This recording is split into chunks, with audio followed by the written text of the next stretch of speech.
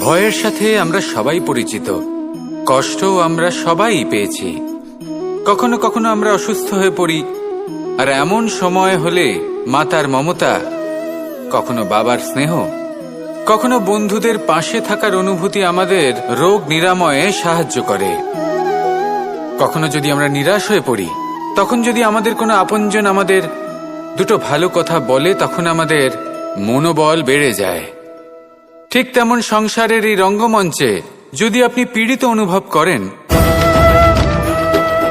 কিছু শুভ কথা আলোচনা করুন, কিছু স্তুতি গান করুন, কিছু মুহূর্তের জন্য হলেও নিজের ইষ্টদেবের কথা স্মরণ করুন আর প্রার্থনা করুন।